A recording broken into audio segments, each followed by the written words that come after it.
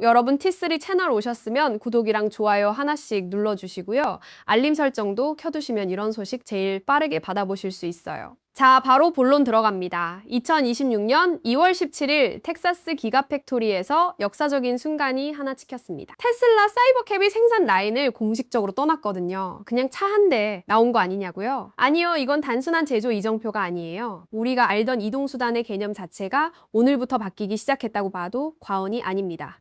일단 사이버캡이 어떤 차인지부터 짚고 넘어가야 해요. 핸들이 없어요. 페달도 없어요. 그냥 탑니다. 목적지 누르고 탑니다. 두 명이 앉을 수 있는 컴팩트한 구조의 배터리는 작은데 주행 가는 거리는 약 300마일, 그러니까 480km 수준이에요. 부품 수는 모델 3의 절반밖에 안 되고요. 테슬라 특유의 언박스드 제조 방식을 적용해서 생산 속도 자체를 혁신적으로 끌어올리는 구조예요. 충전도 선 꽂는 방식이 아니라 유도 충전, 즉 바닥에 갖다 대면 충전되는 방식을 개발 중이고요. 가격은 3만 달러 이하, 우리 돈으로 4천만 원 초반대입니다. 볼륨 생산은 2026년 4월로 잡혀 있어요. 그런데 여기서 흥미로운 에피소드 하나가 터졌습니다. 유튜브 구독자 2천만 명이 넘는 테크 리뷰어 마르케스 브라운리, 많이들 아시죠?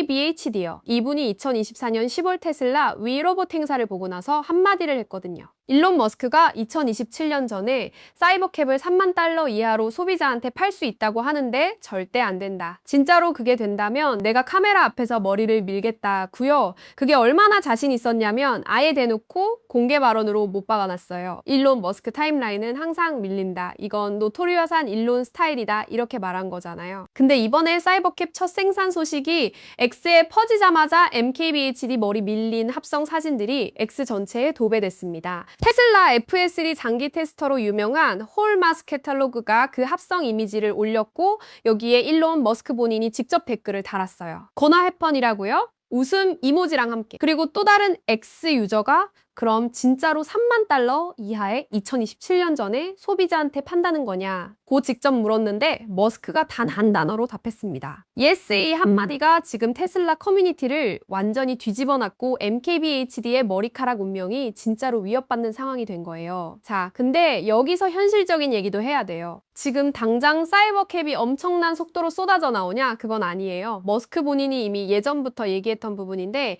사이버캡과 옵티머스는 거의 모든 게 새롭기 때문에 초반 생산 속도는 정말 느릴 거라고 했어요. agonizingly slow, 고통스러울 정도로 느리다고 표현했죠. 하지만 결국엔 insanely fast, 미친 듯이 빠른 속도에 도달한다고요.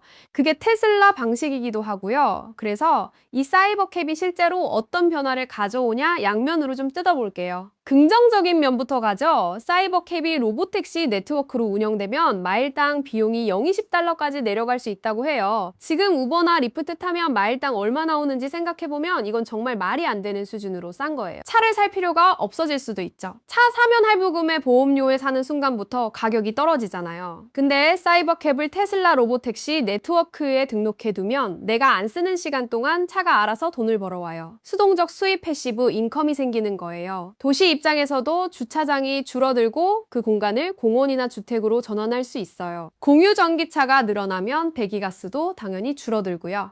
한마디로 소비자, 테슬라, 투자자, 도시 환경 모두가 잠재적인 승자가 되는 그림이에요.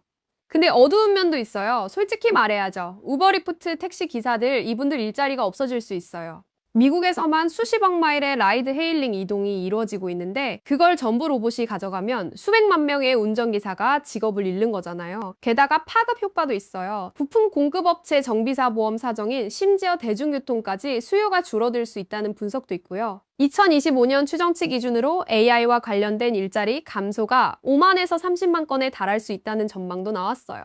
특히 깁워커 유연한 수입을 원해서 라이드 헤일링을 하는 분들이 가장 직접적인 타격을 받을 수 있어요. 재교육이나 전직도 AI 전반의 흐름 속에서 쉽지 않은 상황이고요. 경쟁 구도도 흥미롭습니다. 지금 웨이모와 우버가 파트너십을 맺고 있는 상황인데 테슬라의 규모와 낮은 원가가 가격 전쟁을 일으킬 경우 기존 업체들이 버티기 어려워질 수 있다는 시각도 있어요. 결국 업계 전체가 통합되고 재편되는 방향으로 갈 가능성이 크다는 거죠. 결국 사이버캡이 던지는 질문은 이거예요. 이 혁신이 가져다주는 풍요와 편의가 어떻게 분배될 것이냐.